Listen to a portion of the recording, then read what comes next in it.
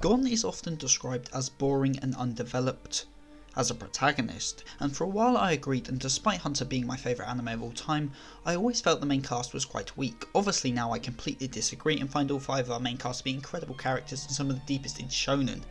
Gon in particular is a great example of a deep character who seems simple. Although there are many ways to interpret Hunter and its characters, I have always viewed Gon as the personification of the idea of survival of the fittest. He was raised in a very survival orientated environment, and the Hunter x Hunter world in general is one of hardship and danger. In the Hunter world, assassins are legal, deathmatches are entertainment, and in the Hunter exam, countless people die for simply not being strong enough. Hunter encapsulates the idea of a harsh world brilliantly, shown by Leorio's backstory and the Chimera Ant arc as a whole. Gon at a basic level is a curious boy who enjoys fighting and likes meeting interesting people. Although he does seem to be a moral person, this isn't always the case. He hates the Phantom Troop for killing people, just because they have nothing to do with them, but then the Chimera Ant arc threatens to kill Kumagi, an innocent girl that has nothing to do with him.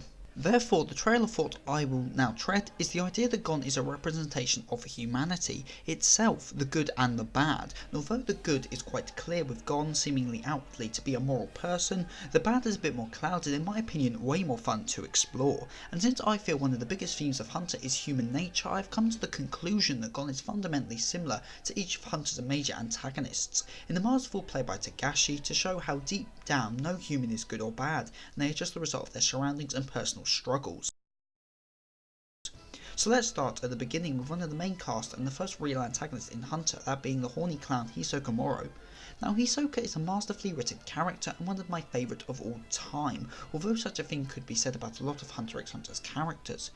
Hisoka is a very extreme perversion of Gon. Like Gon, he enjoys fighting so much that it sexually turns him on. However, unlike Gon, he has thrown away his care for others, and although you could argue he has a friendship with both Illumi and Machi, it is nothing like Gon's friendship with Killua, Kurapika, or even Knuckle.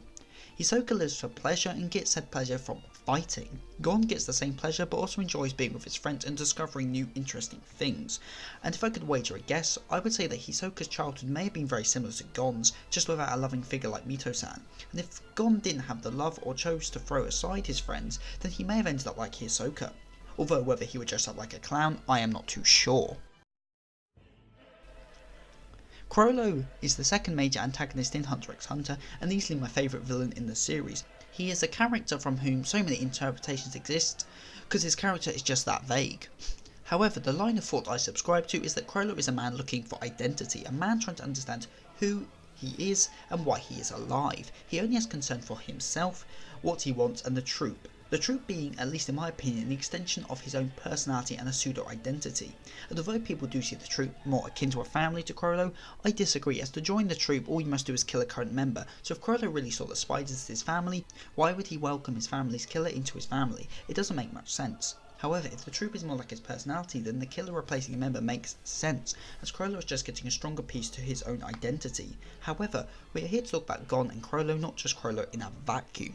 As I said earlier in the video, Gon dislikes the troop for not concerning themselves with people who have nothing to do with them. However, this is exactly what Gon does. Gon likes things that are useful to him or he finds interesting. Binault is a murderer and a cannibal, but Gon thanks him because he helped him train. He also did not care about those who died in the Hunter exam, as again he didn't personally know them, and even later in the Chimera Ant arc he had no qualms in killing Melorion when they first met, as at the time he was just another ant. Chrollo kills without remorse, as he doesn't feel anything for those who he has just killed. Gon kills without remorse if he judges the person to be not useful to him or a bad person. However, on the flip side, if a bad person is useful to Gon, not only will he leave them be, but he may actually consider them a comrade. Though the reasons for such actions are different between Gon and Chrollo, they are still eerily similar, and in a different turn of events I could easily have seen Gon joining the troop, as him and Uvo really are very similar, but since we are only talking about major antagonists, I will not dwell on the Uvo-Gon similarities. So we have covered the main antagonists for both the Hunter x Hunter's Heaven's Arenas arc and the York New arc, so next is obviously Greed Island. However, since no one likes Genfru, we will skip straight to Muriel. Okay, alright, I'll mention Genfru, as technically he is a main antagonist, even though he is the worst one by far. Genfru is a rather simple character, but such an antagonist was thematically relevant and important for the Greed Island arc. Genfrey, like Gon, only cares about his friends, as he does seem to have some compassion for the other bombers, but has little concern for those who aren't comrades, seeing them more akin to tools.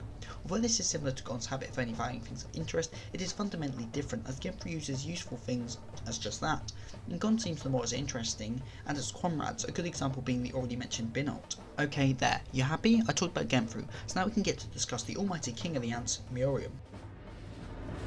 Murium and Gon's parallel story has been talked about to death, so I won't dwell on it. Basically, as the Chimera Ant arc progresses, Murium becomes more and more human, feeling compassion and love to others, whereas Gon, as the arc progresses, becomes darker and less moral, eventually climaxing on his transformation into a monster. And for a full analysis of said scene, check out this video here.